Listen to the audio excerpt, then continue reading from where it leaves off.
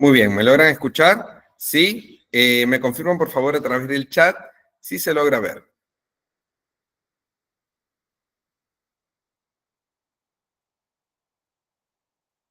¿Sí? ¿Se logra ver? Perfecto. Bueno, ustedes ya me conocen. Mi nombre es Carlos Baudouin. Ya me presentó la coordinadora, así que vamos a iniciar con la clase. Hoy toca la sesión número 3. Vamos a ver. Sí. El tema número 3 que vamos a tratar el día de hoy es sobre la clasificación de los productos farmacéuticos. Muy bien, ustedes ya me conocen. Tenemos que comenzar siempre con la pregunta, ¿qué es un producto farmacéutico? Primero, se conoce como un producto farmacéutico a un preparado de composición conocida, que es rotulado y envasado. Este envase se realiza de manera uniforme.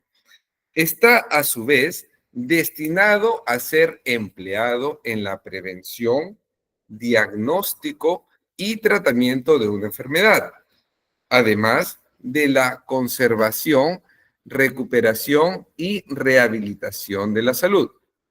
Estos fármacos tienen una clasificación dependiendo para qué enfermedades se utilizan, porque como ustedes saben, hay diversos tipos de medicamentos.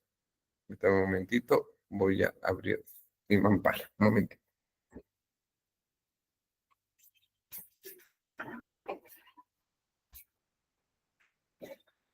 Muy bien, disculpe, hace un poco de calor.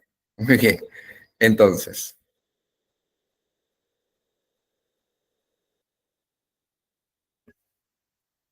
hemos visto ya la historia de los medicamentos, pero aquí es importante recalcar algunos puntos sobre la breve historia de los medicamentos.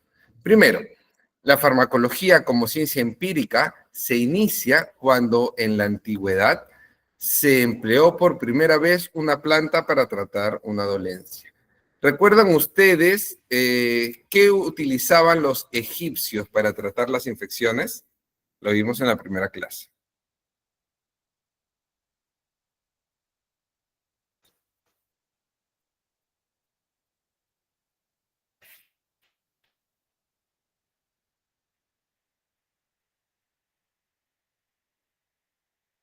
Muy bien, así como indica Katsumi, Sarai y Daneisi, el pan mohoso. ¿Y qué contenía este pan mohoso? ¿Recuerdan ustedes?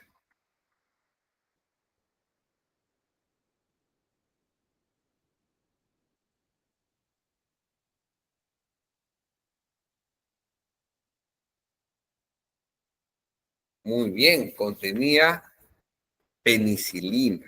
Entonces, trataban a los pacientes que tenían algún tipo de infección, producto pues de alguna herida de guerra, producto pues de alguna enfermedad y de la infección de una herida, por supuesto. Entonces, le suministraban este pan mohoso, sin saber pues que ahí crecía el hongo del penicilio, ¿no? Que después, años después, el doctor Fleming lo sintetizó y lo llamó penicilina.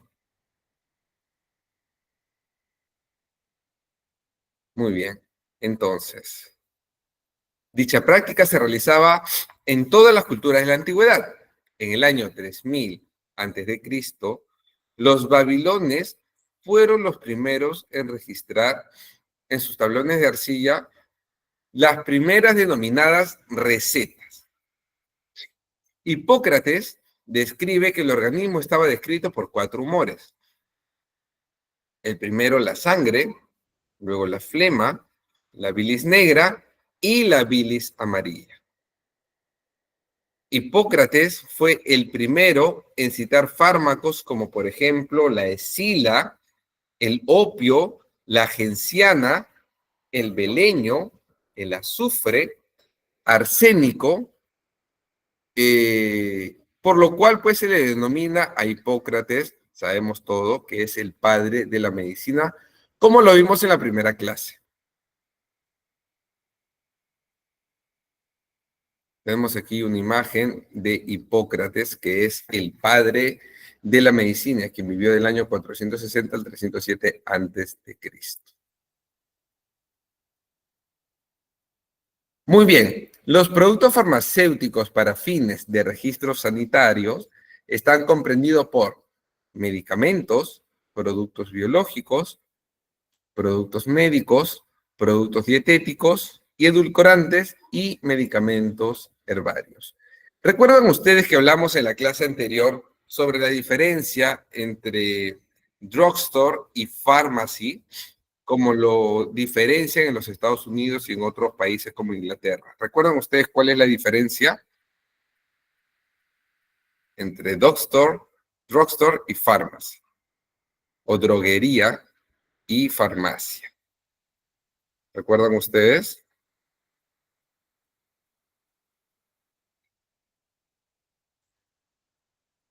A ver, lo detallan en el chat, por favor.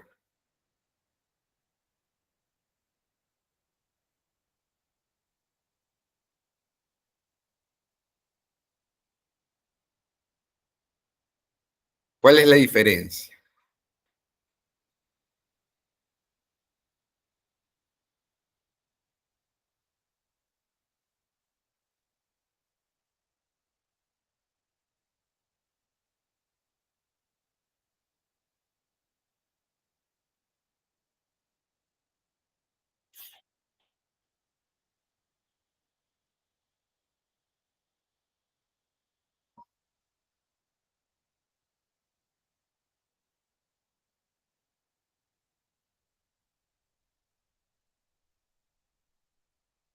A ver, vamos a leer las respuestas.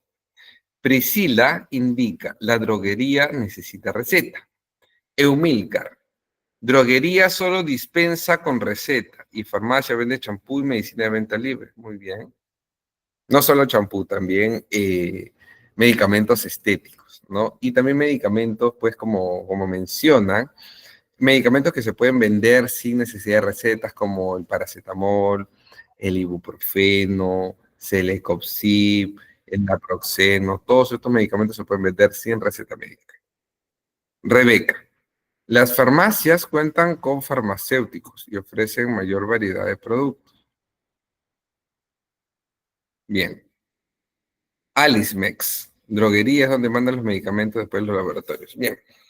Las respuestas van por el camino correcto, pero es importante mencionar que el drugstore o droguería es un establecimiento que va a vender medicamentos, pero que es necesario, es imperante la receta médica. Sin receta médica no se puede vender ningún medicamento. ¿Qué medicamentos mayormente venden ahí? Antibióticos, opiáceos, benzodiazepinas, ansiolíticos, todos los medicamentos que pueden crear ya sea resistencia antibiótica o dependencia. Entonces, los medicamentos que producen dependencia son, por ejemplo, los opiáceos, el tramadol, todos estos, la oxicodona, el fentanilo, todos estos medicamentos que producen una altísima dependencia, estos medicamentos requieren receta médica. Y el pharmacy son los establecimientos donde van a vender medicamentos, pero que no requieren receta médica. Asimismo, van a vender también medicamentos o productos estéticos, productos de limpieza personal, así como mencionaba, champú, jabón, tratamientos para el acné, tratamiento para la piel que no sea medicado, ¿no? Todos estos medicamentos. Alice pregunta, ¿el tramadol se compra con receta médica en los Estados Unidos? Sí. En los Estados Unidos sí. Y allá también el paracetamol se le conoce como el Tylenol, ¿no? Y el tramadol necesariamente allá se compra con receta médica. Aquí no. Aquí pues somos más flexibles en referencia a los medicamentos, ¿no? Porque también se entiende que el sistema de salud en el Perú no llega a todas las personas. No todas las personas poseen o un seguro de salud o no hay la disponibilidad de médicos y de personal de salud para poder atender a toda la población. O en su defecto es muy costoso. Entonces, aquí algo que no está bien es que se promueve mucho la automedicación y por supuesto que no está bien. ¿Por qué creen ustedes que no está bien que una persona se automedique con antibióticos? ¿Por qué creen ustedes?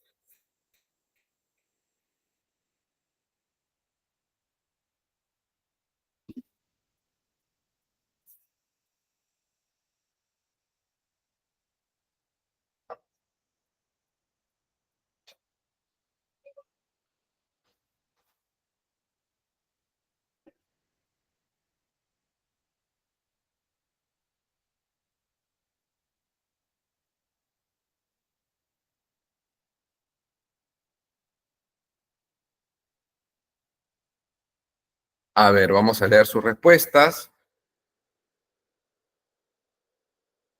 Catalina indica resistencia al medicamento. Jean Paul puede provocar resistencia. Janet, porque puede hacer resistencia también. Rebeca indica crea dependencia. A ver qué indica Jennifer. Lo mismo, resistencia. Alice Mex, porque no saben si son hipertensos o son alérgicos a algún medicamento. Eh, bueno, estamos hablando aquí de la automedicación, ¿no? Se entiende que la automedicación es cuando una persona naturalmente o con mucha frecuencia consume un mismo medicamento. Vamos a poner el ejemplo de la amoxicilina, ¿no? Sarai indica resistencia, al igual que Daneis. Muy bien, Kiyomi también resistencia. Y Patricia indica no sabe los efectos secundarios. Bien, el principal motivo es la resistencia antibiótica. Ese es el principal motivo por el cual no se debe una persona automedicar con antibióticos. ¿Y qué creen ustedes que significa que un medicamento haga resistencia, que un antibiótico haga resistencia en nuestro cuerpo? ¿Qué creen ustedes que significa?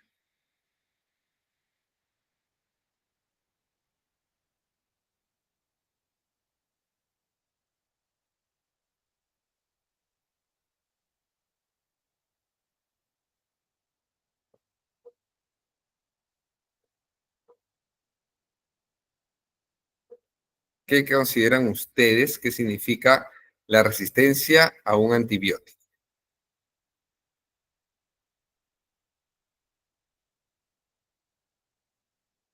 A ver, Jennifer indica que ya no tenga el mismo efecto y necesite más dosis.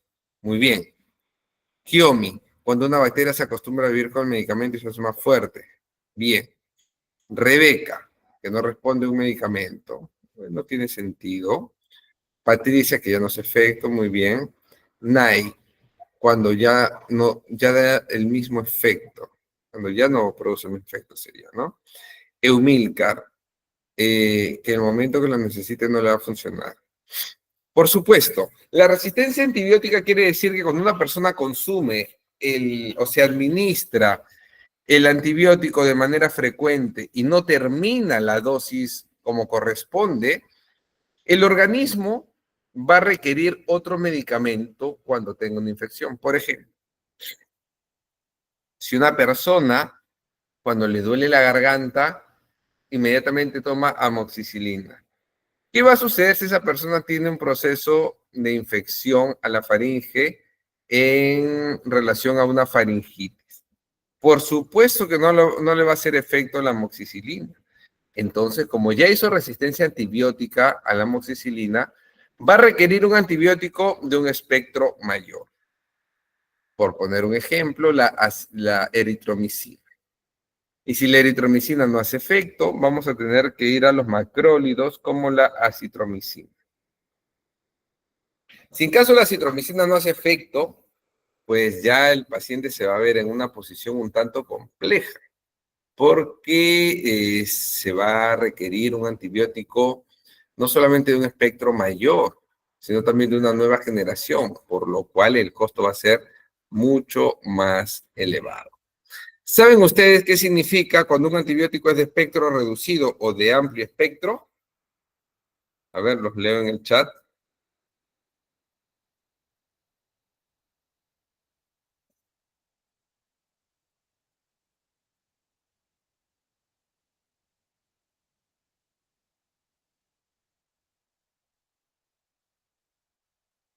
Sí, Patricia indica que no se escucha.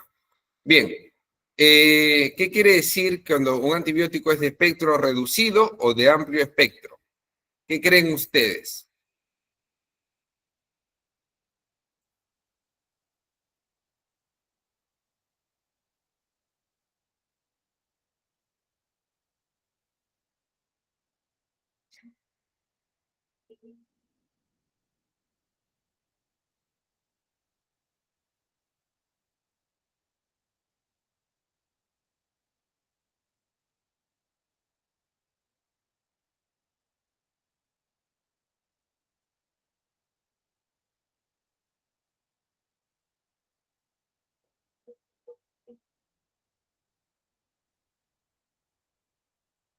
A ver, los leo en el chat. Ustedes pueden colocar lo que consideren. Como les indico siempre, aquí estamos para aprender.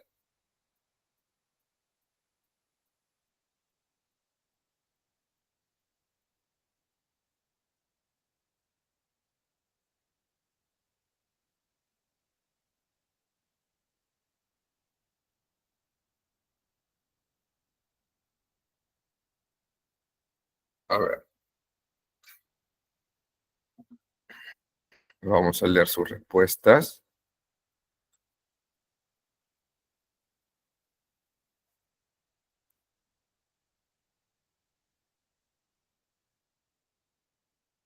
Kiomi, el de bajo espectro es solo para algunas bacterias y el de amplio es mayor. Patricia, reducido porque solo trata algunas infecciones. Eumilcar, puede ser usado en cualquier tipo de infección, si es el de amplio espectro. Lidicen, de amplio espectro cuando el antibiótico puede hacer efecto para varios tipos de bacterias. Saraí, reducido porque solo trata algunas infecciones.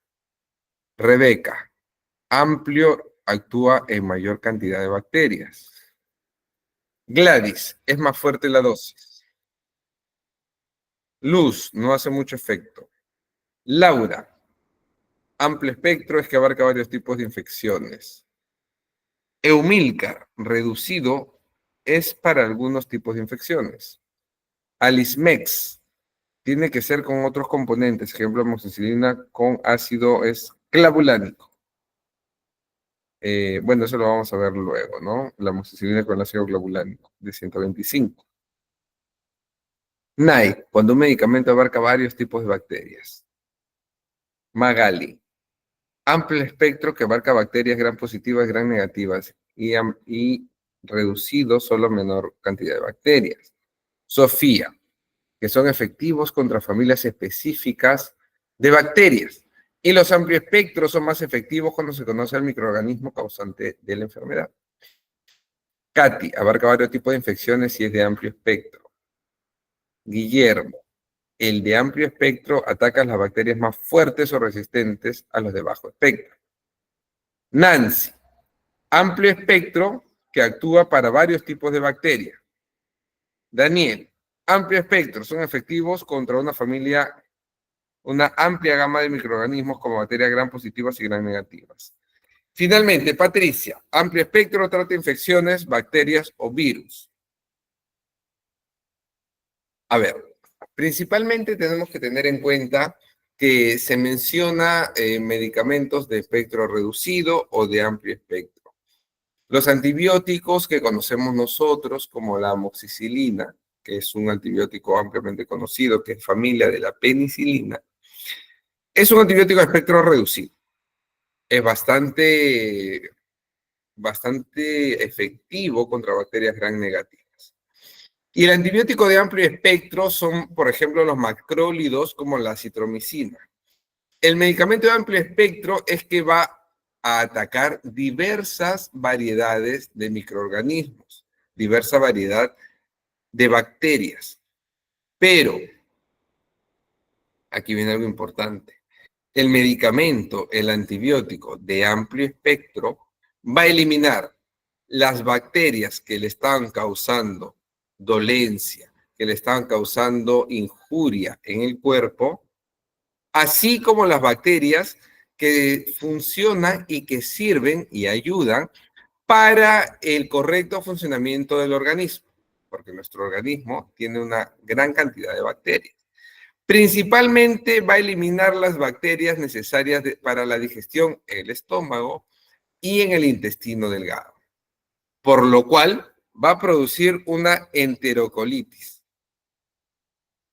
Por eso ustedes cuando toman, por ejemplo, la clindamicina, la eritromicina, la citromicina, van a decir, me duele el estómago, me ha dado diarrea, tengo muchas molestias a nivel estomacal, en la boca del estómago. Ya, esto se produce porque estos microorganismos están eliminando las bacterias que nosotros necesitamos para la digestión. Las bacterias de la flora bacteriana normal y habitual de nuestro cuerpo. Va a ser arrasada por este medicamento de amplio espectro. Entonces, no debemos tomar de manera indiscriminada los antibióticos. Y si lo vamos a tomar, tiene que ser, pues, que nos haya revisado un médico. Si vamos a tomar los antibióticos, tenemos que cumplir la dosis. Si les han recetado 15, deben tomar los 15. Si les han recetado 21, deben tomar los 21. No dejar de tomar cuando se comienzan a sentir bien, porque van a hacer resistencia.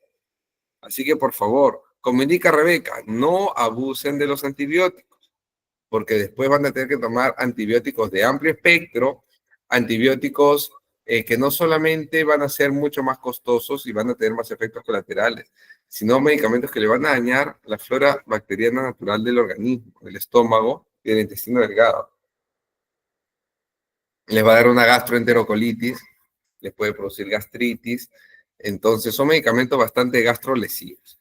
Por esa razón, lo principal es no tomar antibióticos de manera indiscriminada. Por favor, alumnos. ¿Sí? Muy bien. Vamos a continuar.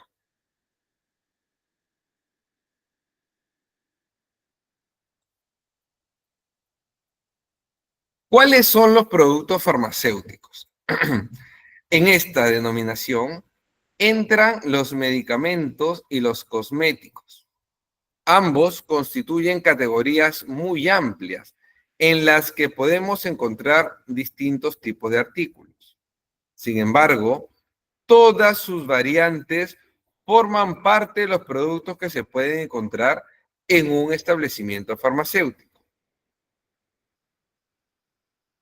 Tenemos los medicamentos. En esta categoría entra toda sustancia medicinal que cumpla determinadas funciones.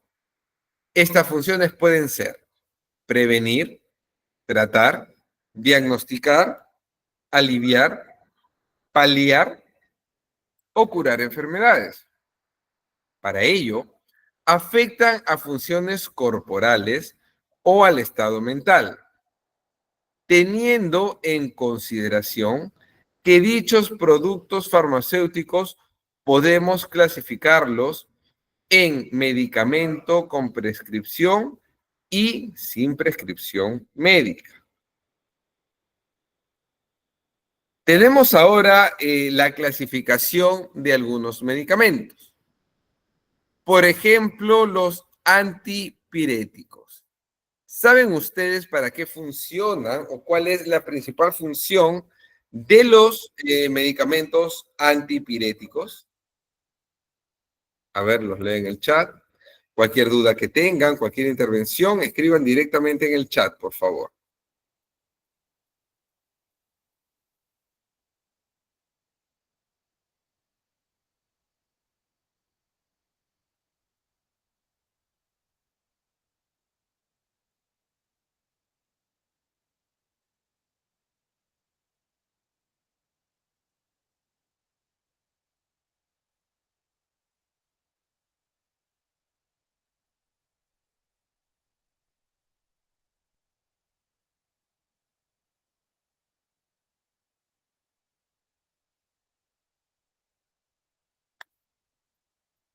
Vamos a leer.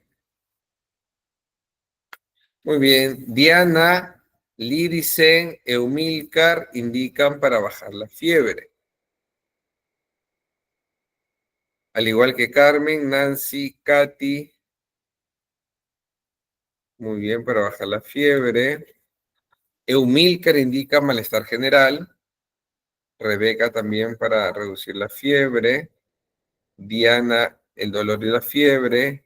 Nay para la fiebre, al igual que Daneisy, Fanny, Priscila. Sofía, sirven para reducir la fiebre y aliviar los síntomas que la acompañan, como lo son el dolor de cabeza, dolor muscular, deshidratación.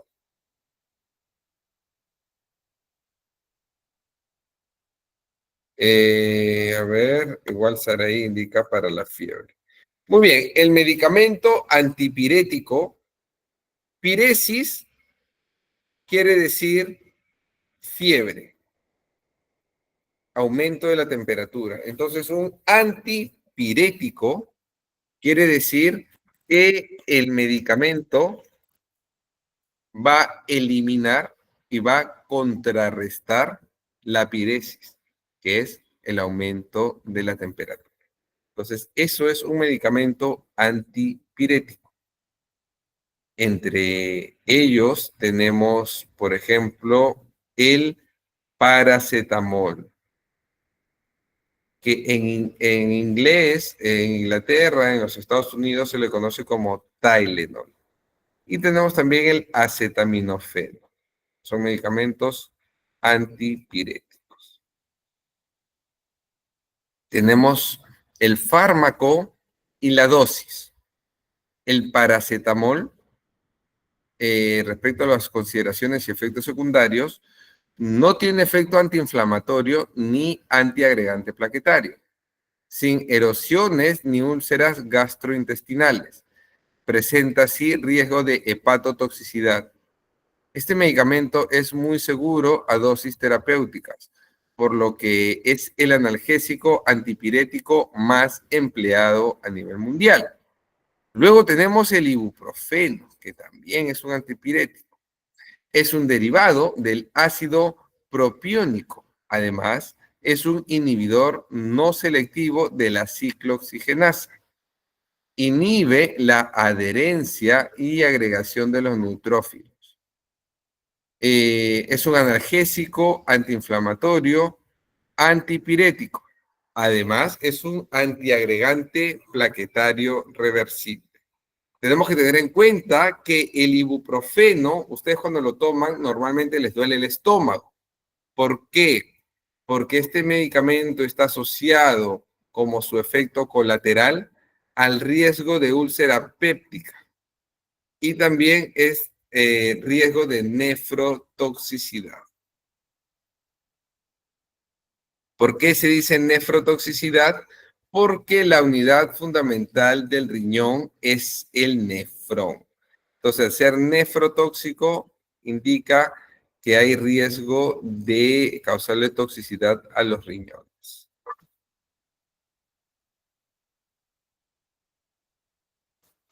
Luego tenemos el ácido acetil salicílico, más conocido como aspirina.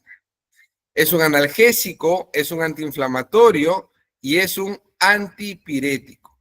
Por supuesto, tiene un efecto antiagregante plaquetario prolongado, de 6 a 7 días.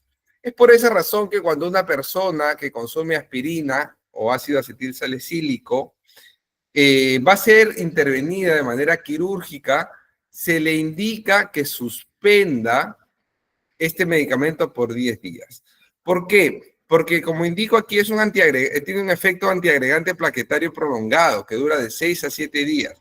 Pero por precaución se indica que dejen de consumirlo 10 días.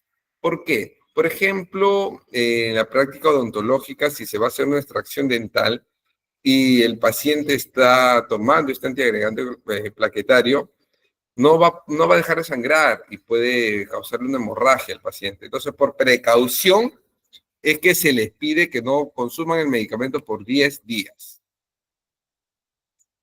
Luego tenemos el diclofenaco.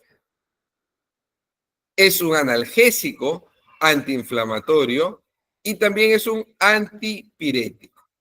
Produce un riesgo de sangrado gástrico y tiene un efecto espasmolítico, que quiere decir el sufijo lítico, que va a eliminar, va a disgregar, va a disminuir. Y espasmo es la contracción muscular. Entonces, cuando la persona tiene cólicos estomacales, tiene espasmos estomacales. Entonces, el espasmo lítico elimina estas contracciones musculares, estos espasmos. Luego tenemos el naproxeno. Posee un efecto analgésico, antiinflamatorio y antipirético.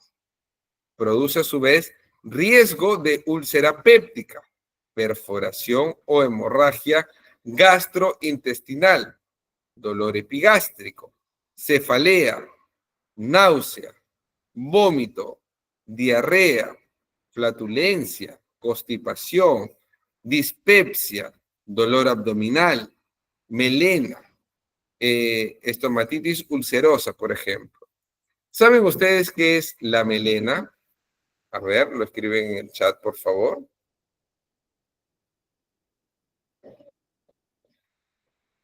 ¿Qué es la melena para ustedes?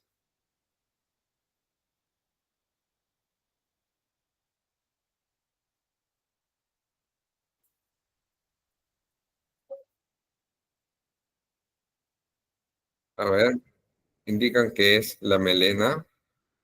Mientras voy respondiendo la pregunta de Rebeca. ¿Qué diferencia entre aspirina y aspirina 100? Ninguna. Una es el... Hay una presentación como nombre de marca como aspirina, cardioaspirina, cardioap también, y el otro como aspirina 100. Ambos son ácido acetil salicílico. A ver, sigan respondiendo qué piensan ustedes que es la melena. A ver, los leo.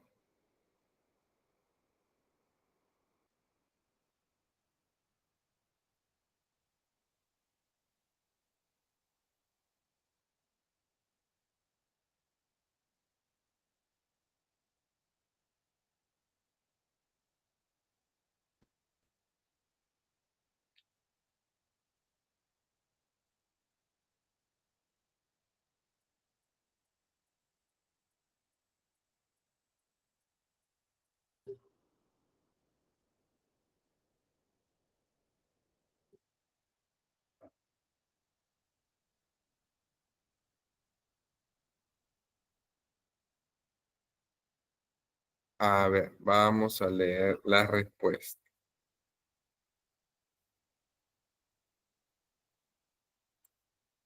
Rebeca, es cuando pierde sangre en el intestino.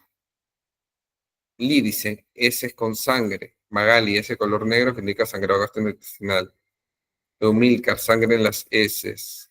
Muy bien, Nancy, Nancy, muy bien, la expulsión de heces de color negro. Saraí, sangre en las heces. Daney, si es el término para describir la presencia de heces de color negro. Muy bien. Patricia, presencia de sangre en las heces. Sofía, más probable cuando la hemorragia procede del esófago, el estómago, el intestino delgado. Muy bien. Esto quiere decir que es una hemorragia del tracto alto. Permítame un momentito, voy a aprender.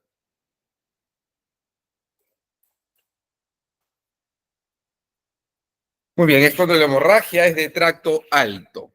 ¿Cuál es la diferencia, por ejemplo, si el, porque estamos hablando que la melena son las heces de color negro? ¿Y qué sucede si las heces tienen una coloración rojiza? ¿De dónde vendría el sangrado? Es importante conocer eso.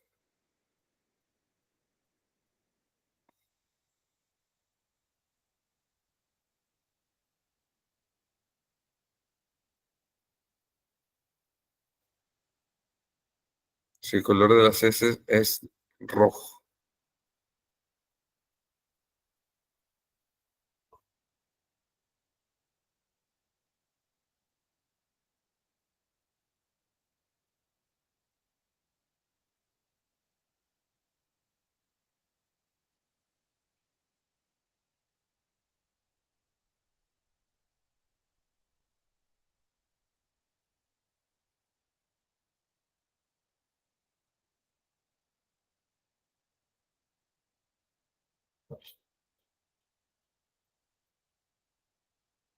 A ver, cuando el sangrado, muy bien, cuando viene del colon, sale ahí también colon. No, del estómago cuando el úlcera es negro, es la melena. Ajá. Rebeca dice algo muy cierto, cuando los alimentos, por ejemplo, la beterraga, ¿sí? Pero en este caso es cuando el sangrado viene del colon o se produce por hemorroides. Ese es cuando es color rojo. Mucho más peligroso es cuando se produce la melena, cuando el sangrado, cuando las heces son de color negro, porque esto va a indicar que hay una úlcera, que hay un sangrado, hay una solución de continuidad. Y cuando hay una úlcera, cuando hay un sangrado, hay una pérdida sanguínea, el paciente puede terminar en anemia. Es bastante peligroso, las úlceras pueden causar incluso la muerte. Así que es importante conocer estos términos.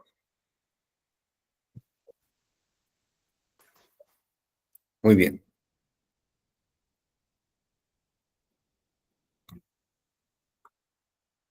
Tenemos los diuréticos, como por ejemplo el furosemida. Los diuréticos son medicamentos que van a ayudar a la eliminación de líquidos a través de la orina. Por ejemplo, los diuréticos también se recetan mucho en los pacientes hipertensos que están reteniendo líquidos. Entonces, para ellos se les recetan los medicamentos diuréticos, ¿no? Muy bien, uno de ellos, el más utilizado, el furosemida. Tenemos los medicamentos antidiarreicos, como por ejemplo la loperamida. Antiguamente había un medicamento que era sumamente fuerte, por eso lo descontinuaron. Era un antidiarreico denominado Donafan o su variante Donalap. Este medicamento era demasiado fuerte. Había reportes de pacientes que habían ingerido este medicamento y no iban al baño 5 días. Entonces era demasiado fuerte, podía producir demasiadas complicaciones. Es importante mencionar que cuando una persona tiene diarrea, no es bueno, no es recomendable que tome un antidiarreico. ¿Por qué? Porque si hay un cuadro de diarrea, que en la terminología médica es cámara, por eso cuando ustedes están con un cuadro de diarrea propiamente dicho, y acuden al centro hospitalario, el médico de turno que los evalúa les pregunta, ¿cuántas veces han ido al baño? Te van a decir, doctor, 10 veces. Entonces en la historia, el médico coloca 10 cámaras. Cada vez que la persona va al baño se denomina cámara. Entonces, no es bueno tomar un antidiarreico. ¿Por qué? Porque si el paciente, si la persona tiene un cuadro de diarrea, es porque probablemente algo, por supuesto, le cayó mal o tiene una infección estomacal. Y si hay una infección estomacal, por supuesto que se tiene que eliminar lo que está injuriando al organismo. Pero si ustedes toman un antidiarreico, ¿qué hace el antidiarreico? Brinda mayor tonicidad al esfínter medio. Entonces no está quitando el problema de fondo de infección, solo está evitando que vaya al baño, pero el problema de fondo continúa ahí. Entonces, por eso los médicos indican, no es bueno que tome un antidiarreico. ¿En qué caso se debe tomar? Si una persona ya está yendo al baño 15 veces, 17 veces, ya es una barbaridad, ¿no? Entonces toma un antidiarreico y que acuda al centro hospitalario. También si la persona está de viaje, está en un tramo largo, en esos casos excepcionales sí, pero si se encuentra en casa, está cerca del hospital, la verdad que es mejor evitar. Por el contrario, tenemos ahora los laxantes, cuyo compuesto principal es el polietilenglicol de 3350. ¿En qué casos se usan los laxantes? Por el contrario, cuando los pacientes son sumamente estreñidos y no pueden ir al baño de manera natural, por más que consuman fibra, no pueden ir al baño, entonces necesitan un laxante. ¿Qué es lo que hace el laxante? Pues lo que produce es el aumento de la peristalsis, es decir, el aumento del movimiento peristáltico. Y de esta manera induce a las cámaras, ¿no? Induce a que el paciente vaya al baño. Pero tampoco es bueno que el paciente consuma laxantes constantemente. No es bueno. Ahora tenemos los antiácidos. Los antiácidos son medicamentos que van a regular el potencial hidrogenión, que quiere decir que es el pH.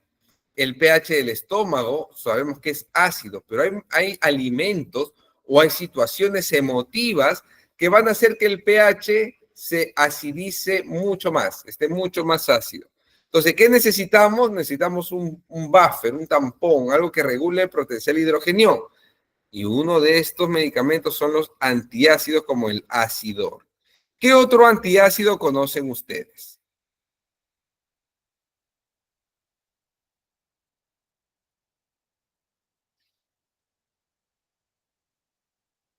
¿Qué otro antiácido conocen ustedes?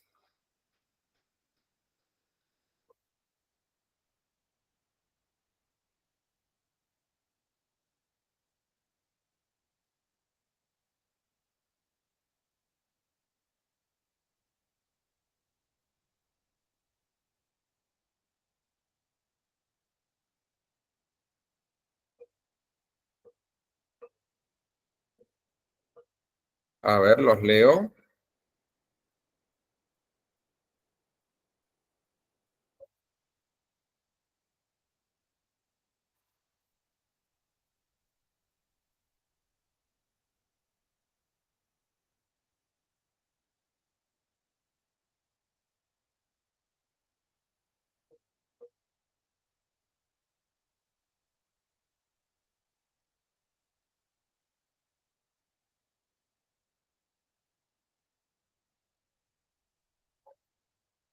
A ver.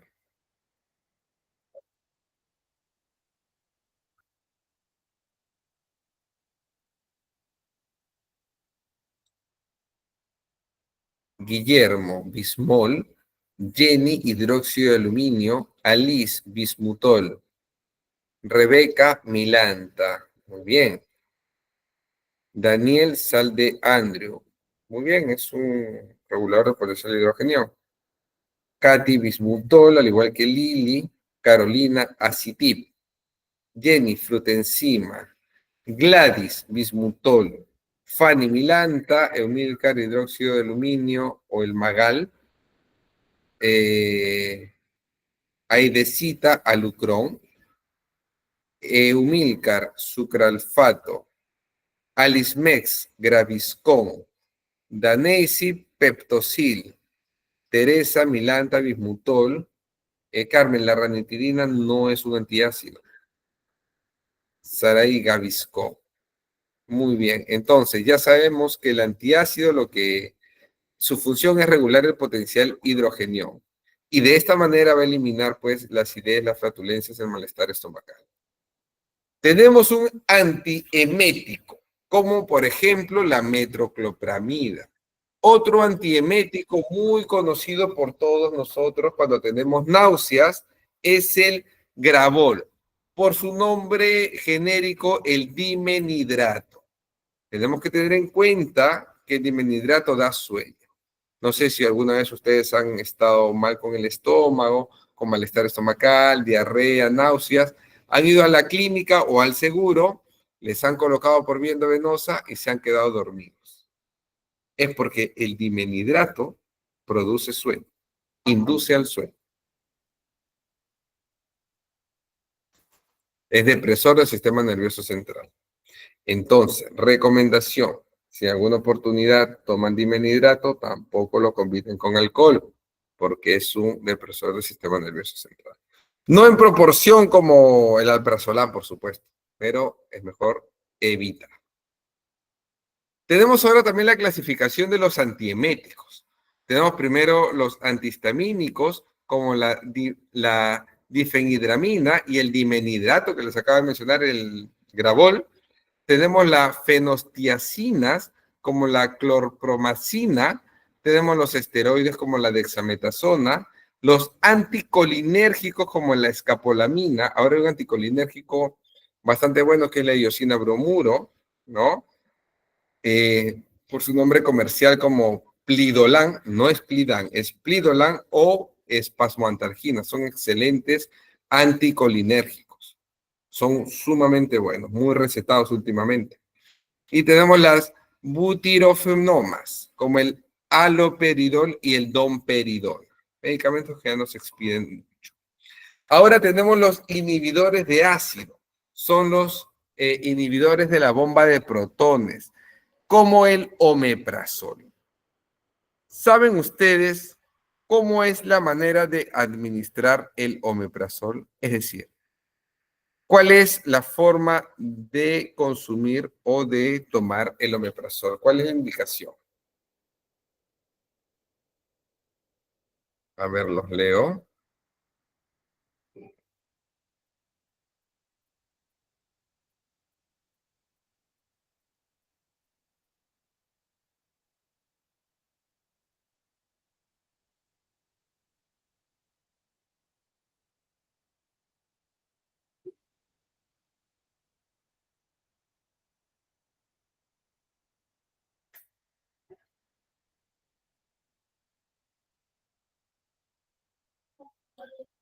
Muy bien.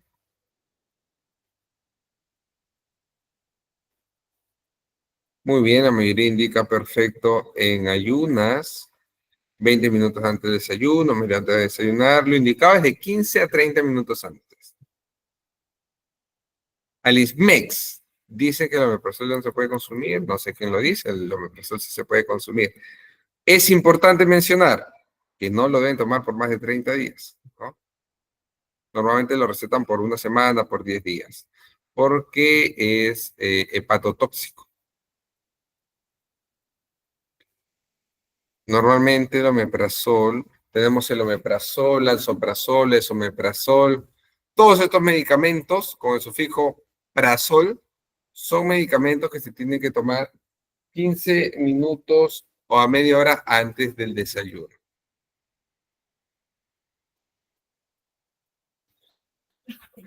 Voy a cerrar un momento por la bulla.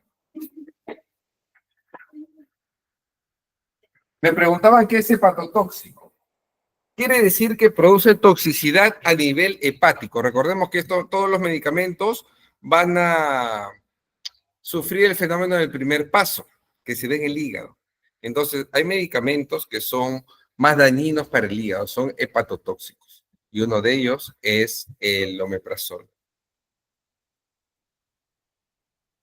El omeprazol sigue vigente. La diferencia entre el omeprazol y la ranitidina es que el omeprazol se usa para prevenir la gastritis y la ranitidina es un antiulceroso. Tiene la capacidad de cicatrización de las úlceras. Ahora tenemos los medicamentos expectorantes, como el mucosolvan. Cuando la tos tenemos dos tipos de tos, productiva y no productiva. La productiva es cuando hay presencia de flema y la no productiva es cuando es tos seca. En el caso de un expectorante, como el mucosolvan, es un expectorante y es mucolítico, cuyo nombre genérico es el ambroxol. Es para los casos de tos con flema. Y luego tenemos para los antitusígenos, cuando hay tos, pero sin flema, tos seca. Tenemos el cefabroncol, cuyo compuesto genérico es la cefalexina de 250 miligramos y el ambroxol de 15 miligramos. Luego tenemos los antihistamínicos como la loratadina. En este punto es muy importante mencionar que el antihistamínico lo que va a hacer es bloquear la cascada de la producción de histaminas. ¿Qué quiere decir esto? Por ejemplo, cuando ustedes consumen un alimento que ha estado mucho tiempo guardado o que no les cayó bien, les va a salir algunas ronchitas a nivel de la cara, el cuello, el pecho, los brazos. Esto se produce por la liberación de la histamina. Entonces, ¿qué tienen que hacer ustedes? Tomar un antihistamínico. Por supuesto, si la reacción alérgica es más fuerte, tienen que acudir a un centro hospitalario o alguna clínica. Pero si solo son ronchitas, con un antihistamínico basta. Ahora, si por ejemplo se van a Cieneguilla, se van a una zona donde hay campo y le pican los mosquitos, se producen unas ronchas que pican y pican, si ustedes toman un antihistamínico como la loratadina, ya no les va a picar, porque también cuando hay picadura de mosquitos se libera la histamina. Entonces tenemos que consumir un antihistamínico, como por ejemplo la loratadina, cetiricina, desloratadina, claritine, Isaler. Todos estos medicamentos son antihistamínicos cuyo nombre genérico puede ser, como les digo, la loratadina. Tenemos aquí los antihistamínicos, porque hay 3 generaciones. La primera generación es, por ejemplo, la clorfenamina, un antihistamínico sumamente usado en los establecimientos de salud en los años 80, 90 y 2000. Actualmente ya no recetan clorfenamina. Luego tenemos los de segunda generación, como la loratadina, cetiricina, tenemos la bifastina. Pero tenemos también ya los antihistamínicos de tercera generación, ya con unos compuestos mucho mejores, ¿no? Una fórmula química mejorada. Estos medicamentos antihistamínicos de tercera generación son, por ejemplo, la levocetiricina, desloratadina, fexotenodamina. Luego tenemos los analgésicos, como el paracetamol, nuevamente. Usted me dirá, pero doctor, ya vimos el paracetamol. Sí, el paracetamol es un analgésico y es un antipirético. Por eso está en las 2 clasificaciones. Paracetamol de 500 miligramos, el Panadol es el nombre comercial y también el acetaminofeno es el nombre genérico. Luego tenemos aquí la clasificación de los medicamentos con sus efectos secundarios respectivos. Tenemos los medicamentos narcóticos y no narcóticos. Los narcóticos se deben usar bajo supervisión médica. Generalmente se utiliza en pacientes hospitalizados. Entre estos medicamentos que por supuesto necesitan receta médica para ser adquiridos, entre los medicamentos tenemos la morfina, codeína, hidroxicodona, hidromorfona, metadona, tramadol, fentanilo, oxicodona, meperidina. Los efectos secundarios son medicamentos que alteran la percepción de los pacientes, es decir, alucinaciones. Causan dependencia, causan estreñimiento. Las dosis elevadas pueden provocar somnolencia y sensación de náuseas. Su consumo excesivo puede causar desde depresiones respiratorias hasta estado comatoso. Y los medicamentos, aquí quiero hacer una acotación. Como les mencioné en la clase anterior, ustedes han visto en las noticias que en el estado de Pensilvania, en los Estados Unidos, hay la droga zombie, ¿no? Hay personas que están como dobladas, que se quedan en estado catatónico. Esto es debido al fentanilo. Es una droga que hay en abundancia en el estado de Pensilvania, en los Estados Unidos. Lo he podido ver cuando he estado en Filadelfia, caminando por alguna de esas calles, obviamente haciendo turismo. Vi mucha gente en estado catatónico, como si fueran zombies. Entonces, es producido por el fentanilo. Esta droga es sumamente adictiva y lo deja en ese estado, en un estado catatónico. Y es altamente adictivo. Luego tenemos los medicamentos no narcóticos. Son adecuados para el botiquín, ya que se utilizan para diversos tipos de dolor. Además, son seguros siempre que se utilicen en las dosis correctas. Tenemos, por ejemplo, el ácido acetilsalicílico, el paracetamol, la indometacina, el etodolac, ketorolaco, diclofenaco, ibuprofeno, naproxeno, ketoprofeno, flurbiprofeno, fenoprofeno, oxaprocina, ácido mefenámico, ácido meclofenámico, piroxicam, tenoxicam, tenemos el dipirona y nabumetona, cuyos efectos secundarios de estos medicamentos son que no generan dependencia, no alteran la percepción, pueden irritar el estómago. El consumo excesivo puede provocar úlceras, úlceras pépticas, por supuesto. Y la úlcera se va a ubicar en el estómago o en el duodeno.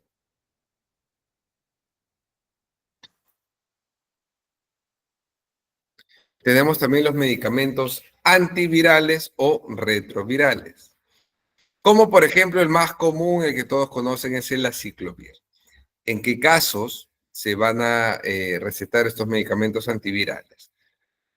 Para tener en cuenta, el virus no nace ni muere. El virus no es un ser vivo, es muy diferente a la bacteria. La bacteria sí es un ser vivo. El virus no. El virus necesita parasitar una célula. La manera en que el virus se reproduce es por replicación ribosómica. Es decir, el virus parasita una célula y ahí dentro de la célula se replica. Se replica millones de veces. Por ejemplo, un virus sería el de la gripe, el del flu, el del COVID, ¿no? Que son muy similares.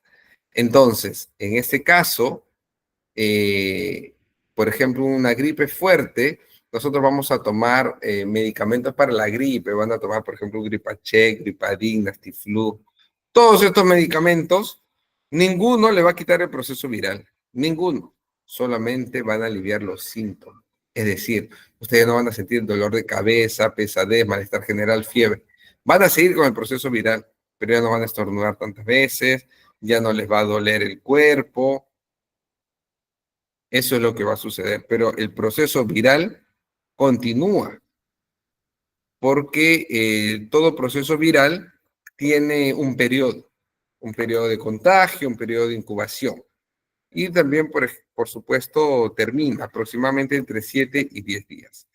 Pero si ya hay otro tipo de contagio a nivel viral, es importante el consumo de estos medicamentos antivirales o retrovirales. Por ejemplo, en el caso del VIH. En estos casos, antiguamente, en los 80, cuando aparece esta enfermedad, las personas fallecían aproximadamente entre 8 y 10 años. Luego se prolongó la vida a 15 años. Y la persona no muere de VIH o SIDA, que es la fase final, que ya es el síndrome de inmunodeficiencia adquirida. Las personas no fallecen por esto. Las personas fallecen, por ejemplo, por una afección pulmonar, porque su sistema inmunológico está totalmente deprimido, no puede combatir en ningún tipo, ni siquiera un resfriado. Su sistema inmunológico ha sido atacado, ¿no? El linfocito T4 no pudo reconocer este virus. Entonces, pero hoy en día, los medicamentos retrovirales han avanzado tanto que la persona que contrae VIH puede vivir una vida casi normal. Va a vivir 30, 35, 40 años. Y no solo eso, sino también puede ser indetectable. Quiere decir que no va a contagiar. Por supuesto que ya tiene la enfermedad. No se retira la enfermedad, ¿no? La enfermedad continúa en el organismo. Y si la persona deja de consumir estos medicamentos, va a contagiar. Sus síntomas van a aparecer mucho más frecuentes, mucho más fuertes. Entonces, la precaución es muy importante, ¿no? Evitar el contacto sexual con personas que no conocemos, ¿no? Tiene que cuidarse, por supuesto que sí. Y en los casos de las personas que están infectadas, hoy en día, pues como les mencionaba, se les prolonga la vida, ¿no? Y tienen que tomar el medicamento constantemente. Es muy importante. Pueden ser indetectables, pero si dejan de tomarlo, como les menciono, aparecen los síntomas y pueden contagiar. Ahora, también hay la presentación de la aciclovir al 5% en crema. ¿Ustedes han visto alguna vez que les ha salido en la zona superior del labio como unas pápulas, como unas ulceraciones, y antiguamente, pues las abuelitas, las madres decían, te ha besado la araña, te ha picado la araña. Pues eso es falso. Eso se denomina gingivoestomatitis herpética producido por el virus del herpes simple. Entonces, cuando la persona ya tiene el virus del herpes simple, lo va a tener toda la vida. Sí lo puede contagiar en la etapa de ulceración. La persona que lo adquiere lo va a tener toda la vida. Solamente se va a presentar cuando la persona está estresado, cuando la persona está débil y cuando está tomando corticoides y está inmunosuprimido. ¿Por qué? Porque cuando nuestro organismo se encuentra débil, aparecen los hongos, aparecen los virus y van a proliferar en nuestro cuerpo debilitado. Es por eso que las personas cuando se encuentran estresados, se encuentran deprimidos, se encuentran tomando medicamentos como los corticoides, les aparecen estas bolitas, estas ulceraciones a nivel del labio superior. A algunos les aparece el herpes zóster también en la zona del plexo, en las piernas, que es sumamente doloroso. Entonces, este tipo de hacer el herpes simple, el herpes zóster, lo van a tener siempre. Y va a aparecer en los momentos de estrés, generalmente. Hoy en día que vivimos épocas de demasiado estrés, pues aparece el herpes zóster y es muy doloroso. Y les van a recetar, por supuesto, el aciclovir o algún otro retroviral. Muy bien.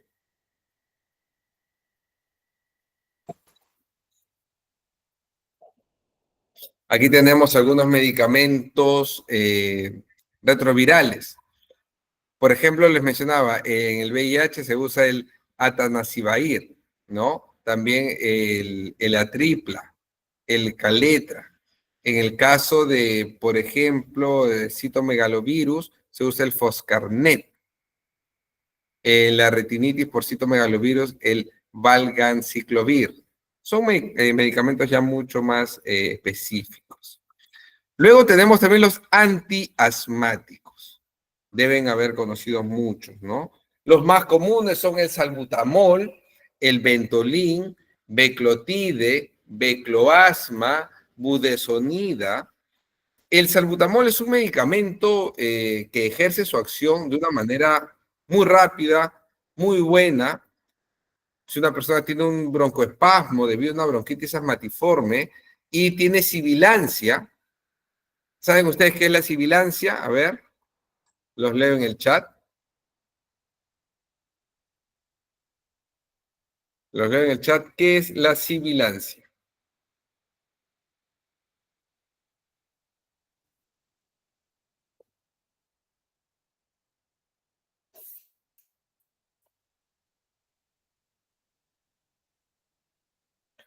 A ver, Ana Jiménez indica sonidos en los pulmones. Eumilcar, sonido en los pulmones al respirar. Guillermo, silbido en la respiración. Por supuesto, la sibilancia es el sonido que se produce cuando ingresa el aire en los pulmones. ¿Por qué? Porque los alvéolos pulmonares están produciendo mayor cantidad de mucosidad. Entonces, esta mucosidad, ¿qué hace? Que la capilaridad de los alvéolos pulmonares se disminuya. Entonces, si teníamos una capilaridad de este grosor, donde ingresaba el aire, ahora la capilaridad es menor. Entonces, el aire ingresa, pero con mayor esfuerzo. Y ustedes han visto alguna vez cuando corre mucho viento, si ustedes tienen su ventana un poquito abierta, empieza a silbar. ¿Se han dado cuenta? Porque el aire está ingresando por una rendija pequeña. Lo mismo sucede en los alvéolos pulmonares. De ser así, ahora está así chiquitito. Entonces ingresa el aire, pero con mayor esfuerzo. Por eso produce la sibilancia. Entonces, si el paciente se administra o le administran un broncodilatador como el salbutamol, el Ventolin, todos estos medicamentos, el budesonida, produce vamos a pasar de broncoconstricción a broncodilatación inmediatamente. Entonces, va a eliminar la mucosidad de los alvéolos pulmonares, va a respirar ya sin la sibilancia y va a hacer que el paciente escupa flema.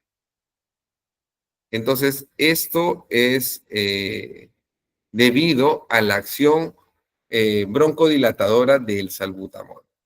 Es muy importante. Pero, por supuesto, ningún medicamento es la panacea, ¿no? El salbutamol puede tener un efecto broncodilatador excelente, pero tiene un defecto. Es sumamente adictivo. Quiere decir que si la persona tiene un broncoespasmo y se hace las 2 dosis, se siente mejor, por lo menos a las 6 u 8 horas, va a tener la necesidad de volverlo a usar, porque el efecto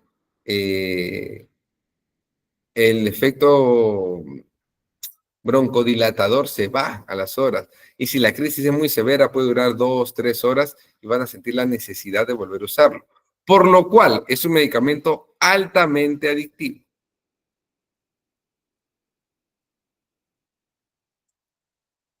El salbutamol en crisis leve se usa de 2 a 4 pulsaciones con intervalo de 1 minuto. En crisis moderada de 4 a 8 pulsaciones. Y en crisis grave de 8 a 10, siempre con intervalo de 1 minuto. También en caso de broncoespasmo muy severo, también se puede administrar prednisona de 5 miligramos, es lo ideal. Este medicamento es un inmunosupresor, es nefrotóxico, pero en caso de urgencia se puede emplear. Y un medicamento que se usa mucho hoy en día es el bromuro de hipatropio, solamente en crisis graves de 2 a 4 puff. Es un medicamento bastante fuerte. Luego tenemos los medicamentos antiparasitarios, como el metronidazol. Es un antiparasitario antihelmíntico. Tenemos aquí una clasificación de los fármacos antiparasitarios. Por ejemplo, los antiprotozoarios son amebicidas, yardicidas, leishmanicidas, toxoplasmacidas, tricomonicidas, tripanosomidas. Y tenemos los antihelmínticos, que va a eliminar a los nemátodos, a los céstodos y a los tremátodos. Y tenemos los ectoparasitarios. ¿Qué quiere decir? Los parásitos que están sobre la piel, como los ácaros. Y existe el medicamento acárido. Luego tenemos un medicamento que es muy conocido por todos, que es la metformina clorhidrato, que se usa para los diabéticos. Es un antihiperglicémico. Aquí les hago la pregunta. ¿Cuáles son las 3 P del diabético? A ver, los leo en el chat.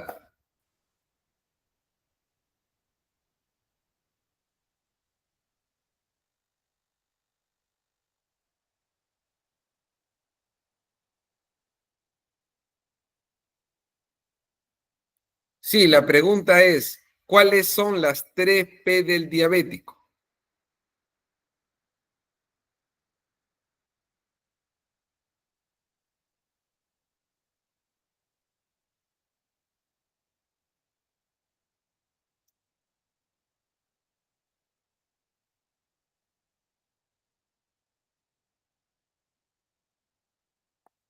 A ver,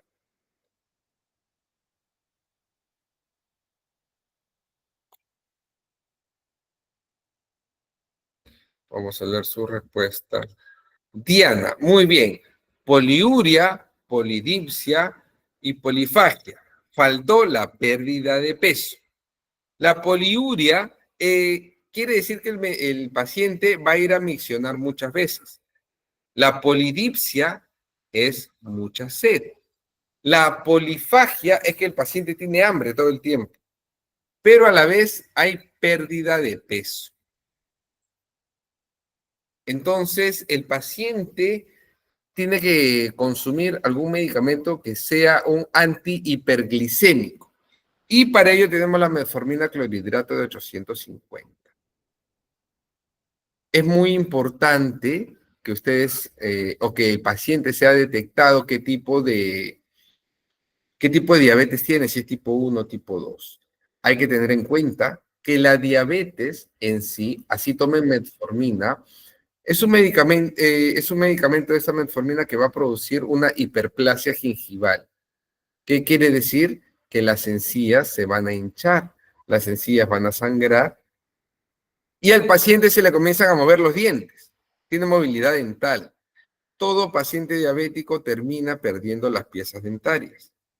Todo paciente diabético no controlado termina perdiendo la vista.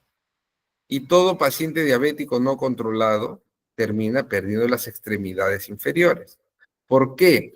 Porque en la diabetes se va a dañar las zonas periféricas, los vasos periféricos, como lo son oculares, por eso hay mucha incidencia de daño ocular en los pacientes diabéticos. Las ramificaciones venosas de los riñones, por eso el paciente diabético va a tener insuficiencia renal. Y el paquete vasculonervioso de la zona periférica, es decir, de los pies.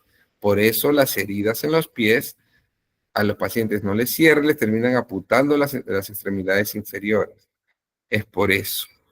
Por tal motivo, siempre las personas tienen que hacerse sus exámenes de sangre, verificar cómo están sus niveles de glucosa, que estén dentro de lo normal. Si están elevados, puedes mejorarlo con dieta. Si ya están dentro de la diabetes propiamente dicha, mejorar la dieta y consumir los medicamentos. Recordemos que la diabetes, si tiene padre o madre diabético, lo más probable es que el hijo o la hija también tenga diabetes. Por ello, antes que la enfermedad sea diagnosticada, antes que la enfermedad aparezca, hay que prevenir. Muy bien.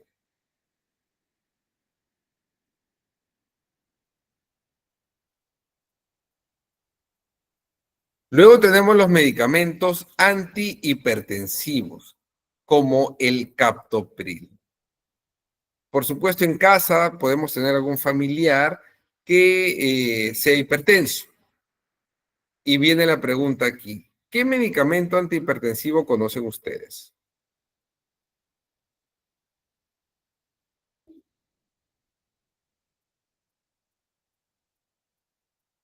A ver, los leo.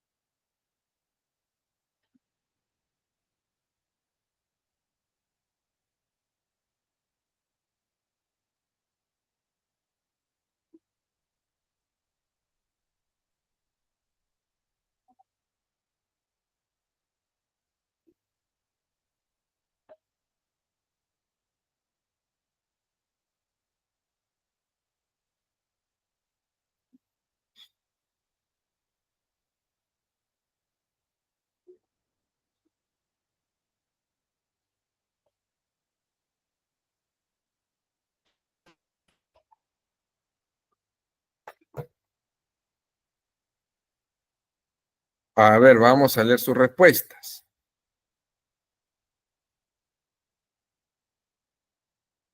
Muy bien, me parece excelente su respuesta, la participación en clase. Muy bien, a ver, captopril, enalapril, propanolol, valsartán, losartán. Muy bien, enalapril, losartán, captopril, iversartán, amlodipino. Muy bien, iversartán, propanolol. Excelente. Todos ellos son medicamentos, o en su mayoría, que se administran por vía oral. ¿Y cuál es el medicamento antihipertensivo que se va a suministrar eh, sublingual? ¿Conocen ustedes?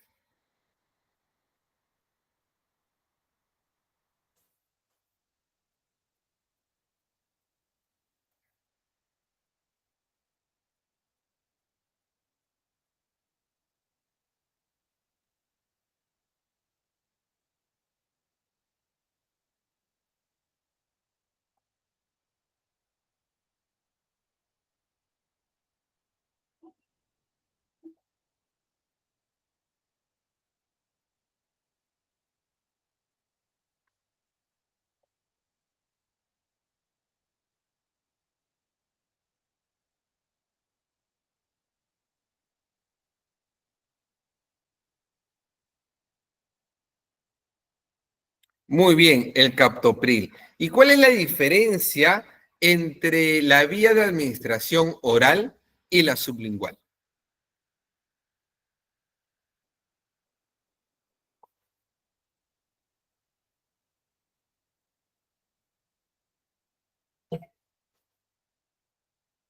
¿Cuál sería la diferencia?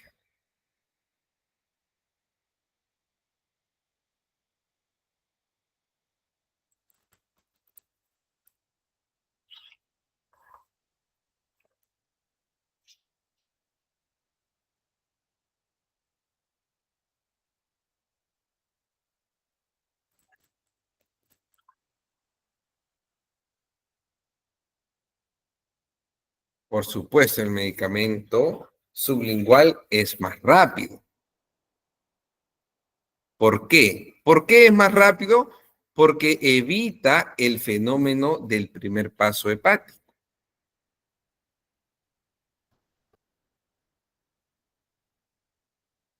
Muy bien. Claro, en caso de urgencia, pues si ustedes tienen un familiar en casa que está tomando normalmente su enalapril, su losartán, y ha recibido una noticia, ¿no? Porque también hay un aumento súbito de la presión debido a la carga emotiva. Entonces, si hay un aumento súbito de la presión, si le vuelven a dar un losartán, pues hasta que el medicamento de efecto pasan 40 minutos. Entonces es peligroso. En ese caso, es importante que le den un captopril sublingual, porque el efecto va a ser entre 3 a 5 minutos. La absorción es mucho más rápida. Recuerden, por la presencia del paquete nervioso de la arteria y vena ranina, además de la gran vascularización en el piso de boca, en la cara ventral de la lengua, y debido a los ganglios linfáticos también en la zona del piso de boca.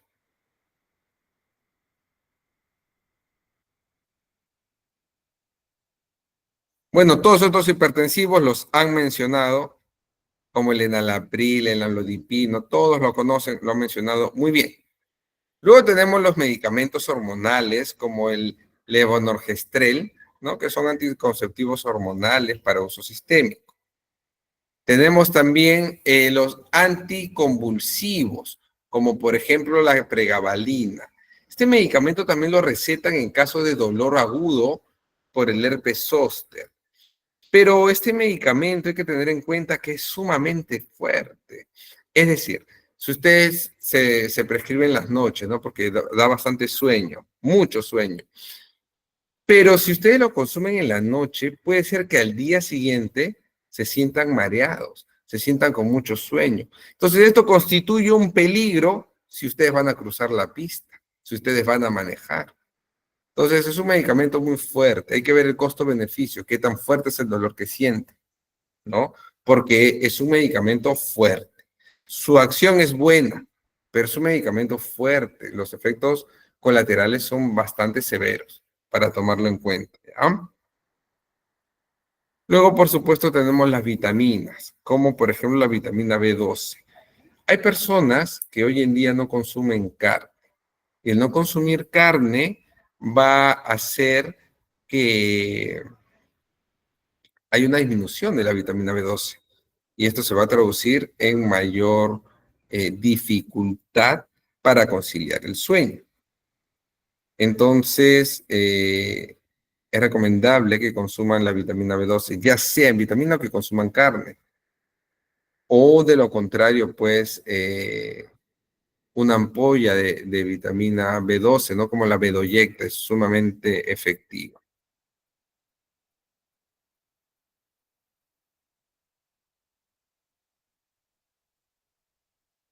Tenemos las vitaminas hidrosolubles.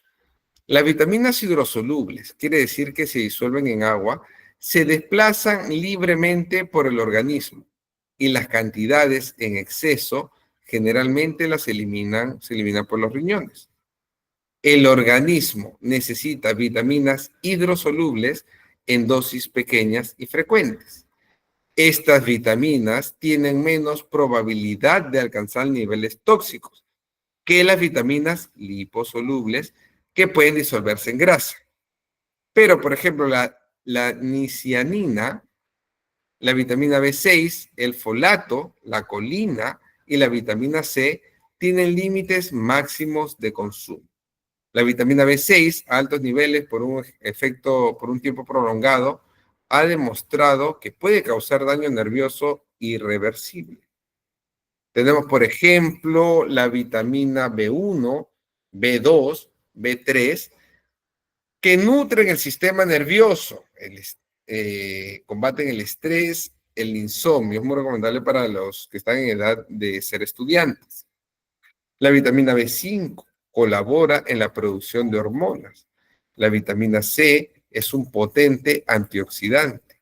La vitamina B9 y B12 es muy importante para la fertilidad, el embarazo, el desarrollo del feto y a su vez previene la anemia. Tenemos también la vitamina B7.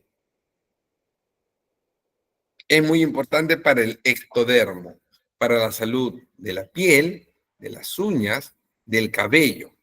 Y la vitamina B6 mejora la circulación. Tenemos también las vitaminas liposolubles. Estas vitaminas liposolubles se almacenan en las células del cuerpo y no salen del cuerpo del organismo con tanta facilidad como las vitaminas hidrosolubles. No necesitan consumirse tan a menudo como las vitaminas hidrosolubles, aunque se necesitan en cantidades adecuadas. Si consume demasiada cantidad de vitamina liposoluble, podría volverse tóxica, ser tóxica para el organismo. Dicho organismo es especialmente sensible al exceso de vitamina A de fuentes animales, como por ejemplo el retinol, y a demasiada vitamina D. Una alimentación equilibrada suele proporcionar suficientes vitaminas liposolubles, ¿no? Una buena dieta, lo que se conoce, como le dicen los médicos en pediatría, la vitamina O, que es la olla, la buena alimentación. Si ustedes tienen una alimentación balanceada, con frutas, verduras, carnes rojas, carnes de pescado, el pollo, también menestras, van a tener una dieta balanceada, por lo cual su nivel de vitaminas va a estar nivelado, va a ser natural. Pero si ustedes no se alimentan bien, pues van a tener déficit, van a tener avitaminosis. Luego tenemos la vitamina A. Interviene en la reparación de heridas. Ayuda en la visión, protección frente a infecciones y al crecimiento óseo. Luego tenemos la vitamina K, regula la coagulación sanguínea. Tenemos la vitamina E, es un potente antioxidante, previene el cáncer y el envejecimiento prematuro de los órganos. Tenemos también la vitamina D, regula la utilización de calcio y fósforo en el desarrollo de los huesos y de los dientes. Muy bien.